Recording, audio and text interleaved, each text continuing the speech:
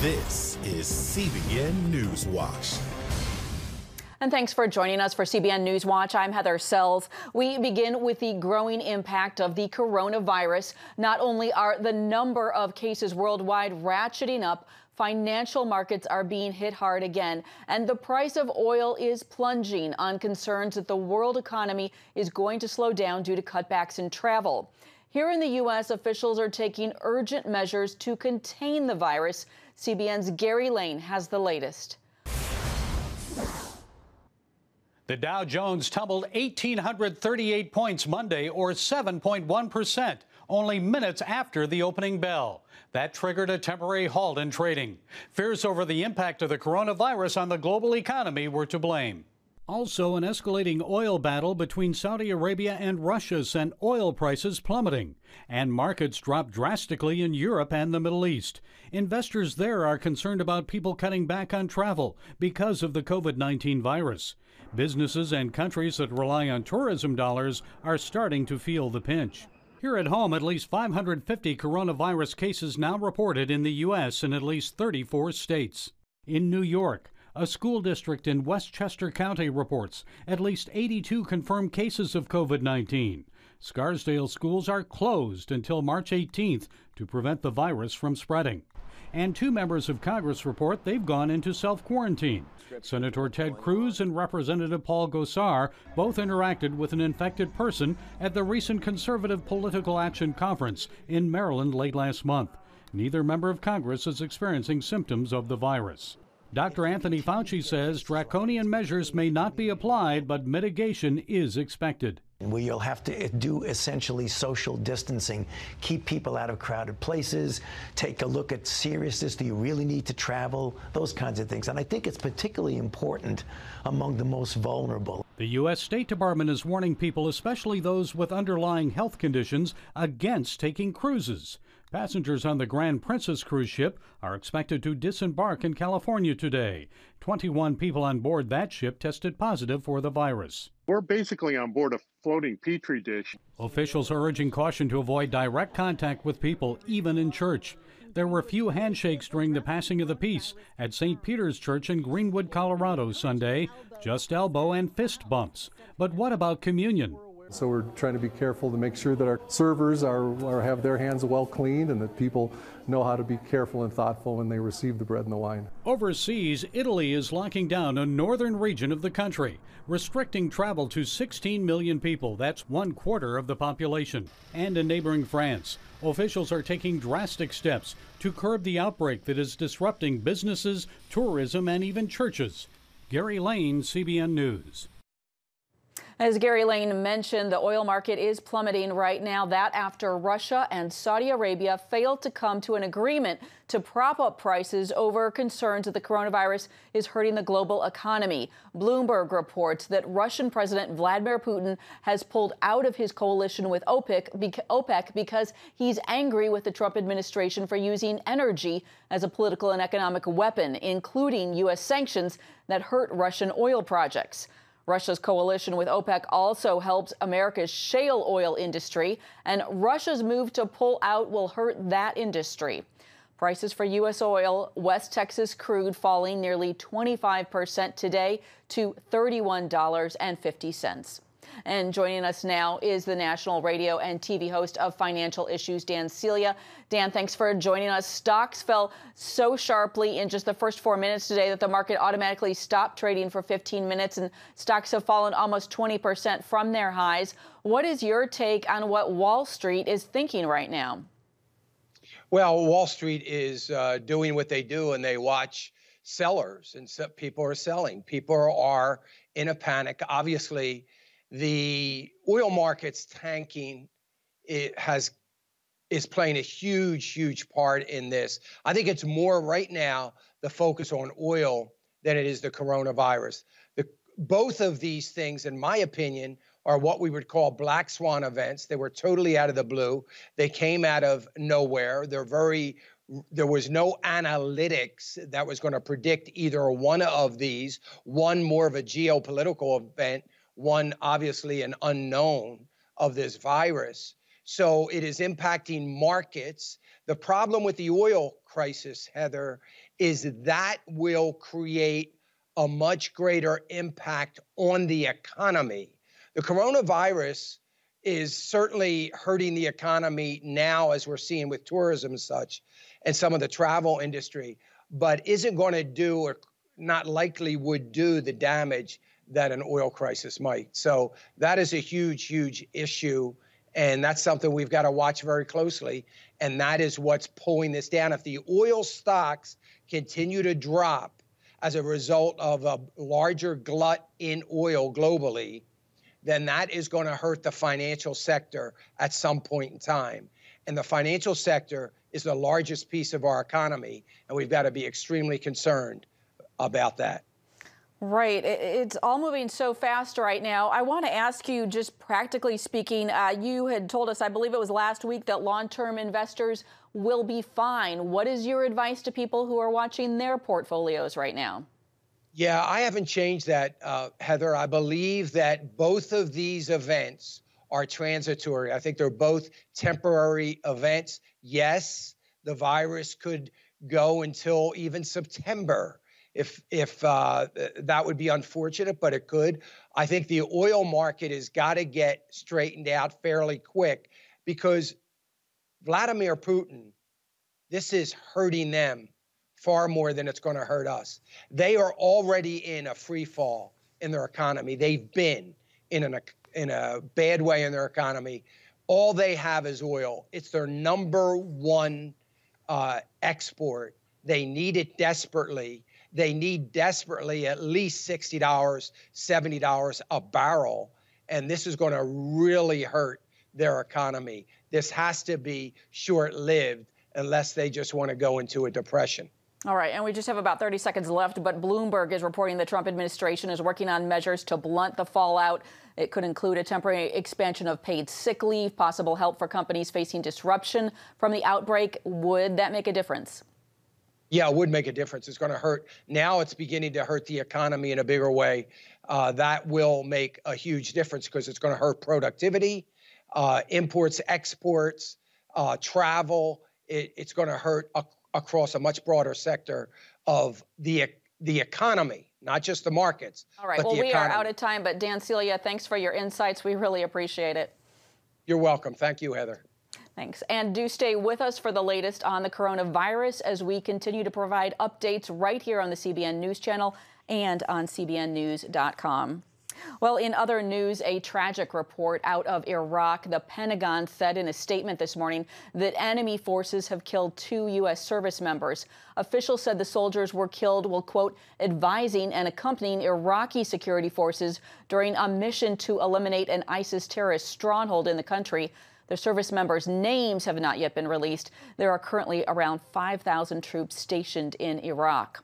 Well, here at home, 6 states are holding Democratic primaries tomorrow as a showdown between former Vice President Joe Biden and Senator Bernie Sanders continues. Voters will take to the polls in Idaho, Michigan, Mississippi, Missouri, North Dakota, and Washington, worth a combined total of 352 delegates. The outcome could redefine who will be the Democratic frontrunner. Following last week's Super Tuesday, Biden holds the lead in national pledged delegates with 664, while Sanders trails slightly with 573 delegates. And our chief political analyst, David Brody, is with us now for more. David, we are hearing a lot about Michigan tomorrow. Many believe it will be a major general election battleground state, and Democrats, of course, would really like to take it back after what happened in 2016. What are your thoughts on Michigan and its importance, and who might come out on top? Right. Well, look, I think for Bernie, it's Michigan or bust. He has to win Michigan. Why? Well, because he talks about those white working class voters, very important to his campaign, the trade issue, all of that. And so Michigan is a key state for all of that. Now, of course, Joe Biden also appeals to those white working class voters, and so there's going to be a bit of a battle. Having said that, look, the latest polls, a Detroit Free Press survey just showed 24-point lead for Joe Biden in Michigan. That is bad news for Bernie Sanders. Now, remember, Bernie did win Michigan in 2016. Of course, that was against Hillary's, different time, different space, and different attitude, if you think about it right now. And also, Michigan was a caucus back in the day. It's now a primary, so all also very different. Look, this is not shaping up well for Bernie at this moment. Possible that Biden could really solidify his hold on the nomination tomorrow, and we would kind of know where we're going, or is it more likely this is just going to drag out for a while? Well, I think if Biden wins big in Michigan, which is a distinct possibility, then yeah, I think the, how do we say this, the train has left the station, and Joe Biden will clearly be on his way to the nomination. And then it's just a matter of, Bernie, when do you want to hang it up? Look, if he gets blown out in Michigan, I think he's going to have a serious reevaluation of his campaign. And I think he'll probably end up doing that because not only do we see Buttigieg and Klobuchar and so many others endorse Biden before Super Tuesday, now we're starting to see the second wave. Kamala Harris with the endorsement, Cory Booker, two more presidential candidates. So look, I mean, you can see just all of this kind of caving in on Bernie, but it's not really unexpected if you think about it, because Bernie was always out on an island. And clearly Biden is sucking up all of the oxygen because everybody else is out of the race. And Heather, let's be clear, and to reiterate, Joe Biden is not winning this because of Joe Biden. He's winning in spite of himself. He even calls himself his own gaffe machine. He admits it. Yeah, you wonder how many people are really passionate about Joe Biden. Just briefly, the coronavirus, everyone is talking about it. The Trump administration is trying to downplay it. Democrats are saying the Trump administration is bungling it. How big a deal is this politically? Well, it's huge. From an economic standpoint, that's number one. Look, if it's a good economy, most voters will probably tend to side with Trump, and that'll be an advantage for him in the general. But if the economy tanks, obviously that's a problem for Trump. And here's the other problem. Coronavirus, look, it's a delicate issue. It's an emotional issue. It's a sensitive issue. And Donald Trump doesn't really do emotion and delicate and sensitive all that well. And so that's also another problem from a PR standpoint. He's got a double issue going on right now. All right. It's coronavirus all the time right now, and so many angles to cover. But David Brody, thanks for the political angle. Thanks, Heather. All right. And for more political news and analysis, be sure to catch Faith Nation. That's this evening. You can watch it right here on the CBN News Channel. Coming up, a shocking look at the decline of the church in Europe right after this.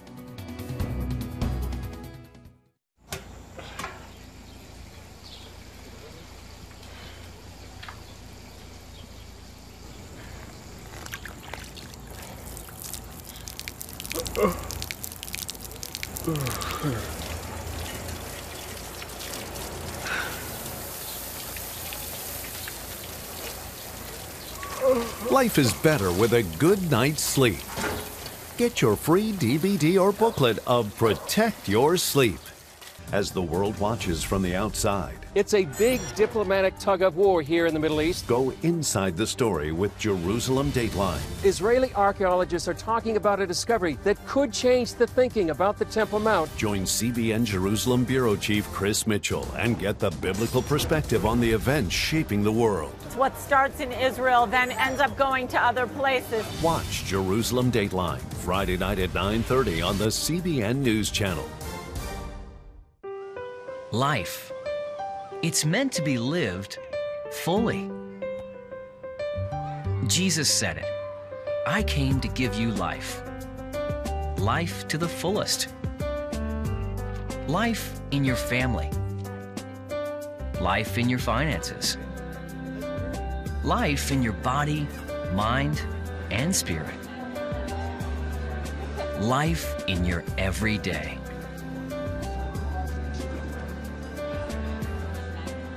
At CBN.com, we're taking what Jesus said seriously. We're here to help you discover life. Life. Live it fully. CBN.com.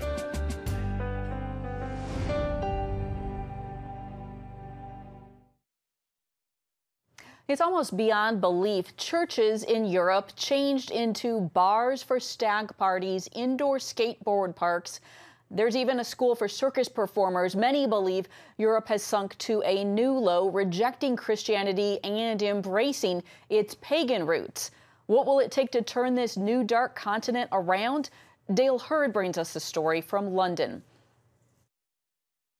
Martyrs Free Church in Edinburgh, part of the history of Christianity in Scotland.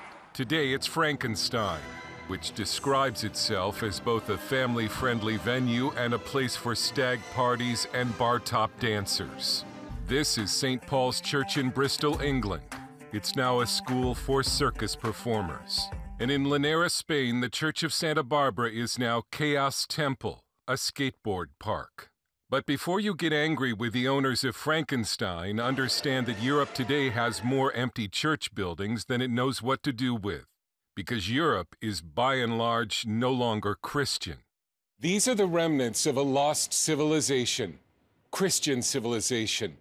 It was once at the very heart of European life and culture. Those days are long gone. Among the British, belief in the Christian God has plummeted.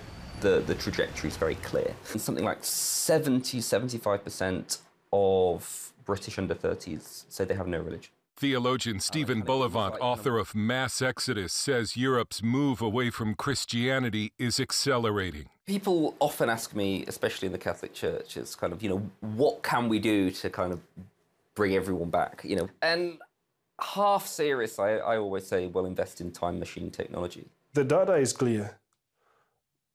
Christianity in Europe is dying. Dr. Harvey Quiani, professor of African Christianity and Theology at Liverpool Hope University, is from the Christian nation of Malawi. He says moving to what he calls Britain's pagan culture was a shock. Growing up in Africa, growing up in Malawi, Christianity is exploding. The median age of an African Christian is 19. Coming to Europe, these are post-Christian people. They have moved away from Christianity. I teach students who would tell me I'm a third, fourth generation pagan in my family. God is still moving in Europe, but the larger culture has been lost. And although some governments might still be officially Christian, they are now openly persecuting Christians. What is hard for people in America to understand is that people in Great Britain really have no notion of what Christianity is. Attorney Andrea Williams of Christian Concern in London spends much of her time defending clients like Christian Dr. David Makareth, who, because of his Christian beliefs, refused to call a transgender man a woman and was fired. In essence, I'm now being compelled to say things which I cannot say. But when I'm told to call a man a woman or call a woman a man, they're pushing my conscience where it cannot go, because I could not serve my Savior, the Lord Jesus Christ, and do that. It's the same story for Christians across Europe. In Finland, a Christian member of parliament faces possible prison time for simply tweeting Bible verses that condemn homosexuality. And Bullivant warns it will probably get worse as Europe returns to its pagan roots. At the end of that road culturally, I think, is probably 80–90% no religion. And so to convince them to pay attention to Christianity again is a challenge. Only a radical revival can change that. But if we don't, then it's going to get darker yet. There is hope for Europe, and it could be in something missions leaders called the Blessed Reflex. It was the prayer of early missionaries like William Carey and David Livingstone that one day the gospel would return from the mission fields of Africa and Asia to re-evangelize Europe. And there are signs the Blessed Reflex has already begun. Dale Hurd, CBN News, London. Up next, how the climate change scare is affecting younger generations, what a new study reveals. On October 1st, 1961, history was made when a tiny station began transmitting the first signals of the Christian Broadcasting Network. CBN, the Christian Broadcasting Network. And now, a new era has begun with the all-new CBN News Channel. Just moments ago, the Iron Dome intercepted an incoming rocket right on the Gaza border. In ministering in this area, spiritual warfare is definitely involved. A 24/7 news network, bringing you the news you want from a source you can trust. In Kenya, 40% of the medical services are actually provided by these Christian hospitals. Let's talk about the economy. Believers here are joining together to win people to Jesus Christ. All your favorite shows now in one place. Go to CBNNewsChannel.com to find out how to get the CBN News Channel on your TV all day, every day. CBN News.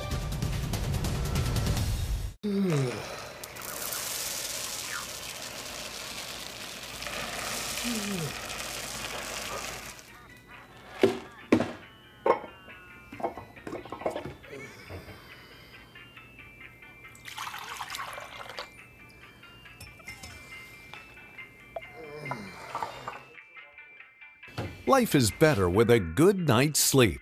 Get your free DVD or booklet of Protect Your Sleep today. Life. It's meant to be lived fully. Jesus said it. I came to give you life. Life to the fullest. Life in your family. Life in your finances.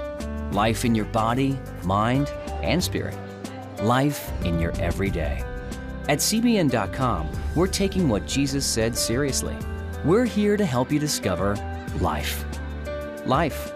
Live it fully. CBN.com.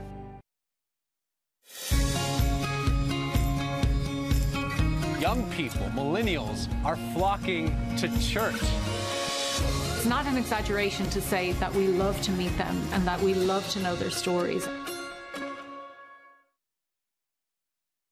The debate over climate change has become so intense with a doomsday message that it's almost become a religion of sorts for some. Our Mark Martin spoke with FaithWire.com's Trey Goins-Phillips about the latest research that shows this message is causing some children to panic. Trey, you have a story online about a different kind of preaching regarding climate change and its impact on children. What's that about? So there's a new survey that was just released by the BBC that says somewhere around 20% of kids right now are having nightmares or struggling to sleep, or even their diets are being impacted over fear about climate change. And in the story, I talked about how I think the issue here is that they're being presented this catastrophic problem, and they're not being offered solutions, and it's causing a lot of anxiety with younger and younger generations. Yeah, talk a little bit more about that. Why are these extreme alarmist views so harmful to children? Yeah, like I said, I think a lot of it is they're being fed a problem. They're being fed an issue that's catastrophic, and they're also at the same time being handed the lie that there is no solution, that there is no redemption. And I think when we give people such a massive problem, like the idea that the world is going to end if we don't address climate change, or that their life is going to be irreparably damaged if we don't take action, take legislative action of some kind, that their world is going to end, and I think the fear of that, the fear of something without any promise of redemption, is naturally going to cause anxiety and going to cause fear, and it's going to have detrimental impacts on kids. Has climate change, would you say, become a religion of sorts? I think it has. The unfortunate reality is I think we're all prone to have idols, and I think that climate change has become an idol of sorts. It's taken something that was good, and it's made it ultimate. It's taken something that we need to care about, but it's made it ultimate. And I think the unfortunate reality is that it has, in a way, become a religion without any sort of redemption. How can Christians re-engage with society on this very important topic and make a difference with the very teachings of God about our responsibility over creation? How can we as Christians present a balanced, godly, Christ-like approach to this?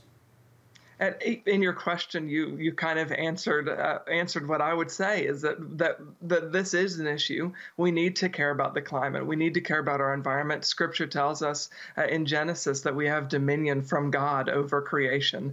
So we have a responsibility to take care of the world around us. But the spin on it that Christians can offer, the true spin on it, is that we have hope, that this is a hopeful battle, that this is a hopeful issue, that in the end, God is promising that Christ will return, that he'll restore heaven and give us a new earth. But I think we need to take care of what we've been given because we have dominion over it. But there is redemption. There is hope in the end, unlike what the secular left and the secular world is saying, that there is no hope, that there is no redemption, there is no restoration to come. That's untrue. And as Christians, we need to say, take care, be wise stewards of what we've been given, but also know that in the end, God is in control, and there will be restoration. All right, Trey Goins-Phillips with FaithWire.com. Thanks for bringing us this story, Trey. Thank you. You can catch the latest faith versus culture with FaithWire's Dan Andros and Dale Partridge tonight on the CBN News Channel at 9:30 Eastern. And don't go anywhere. We'll be back right after the break.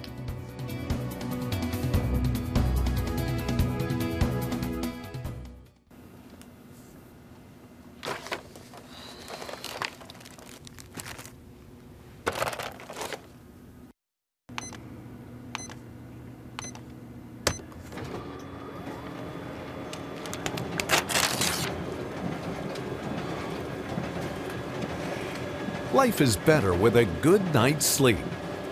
Get your free DVD or booklet of Protect Your Sleep today. I'm Ephraim Graham, and this is Studio 5. Cruise with me as I discover the good things happening in the world of music, sports, television, and movies. The fact that Ryan Coogler was going to be directing the film, I knew that something special was going to happen.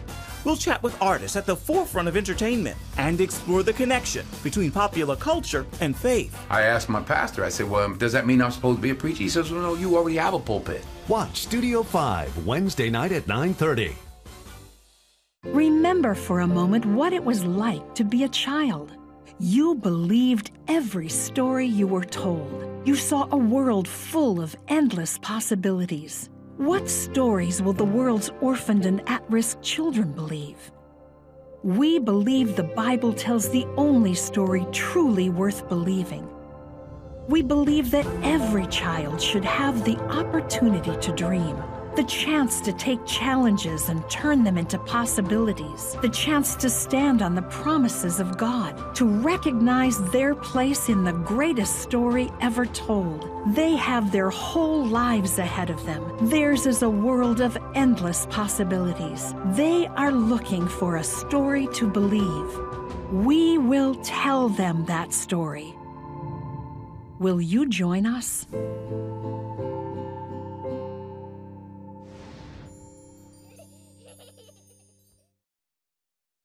Check out the CBN News Daily Rundown podcast each weekday with me, Caitlin Burke. Click on the show tab at cbnnews.com where you can listen and subscribe. Well, last week's tornado in Tennessee devastated many people in their homes, but it didn't stop churches from holding services on Sunday. The tornado damaged or destroyed at least 6 church buildings across Nashville, leading members to move services outside or share buildings. Mount Bethel Missionary Baptist Church called its service Worship in the Rubble and was just one of many that gathered in the parking lot next to the damaged building. Church members said in a Facebook post that they wouldn't let the storm's effects stop them from praising the Lord God in spirit and truth. That's it for this edition of CBN News Watch. We hope that you will join us next time. Have a great day.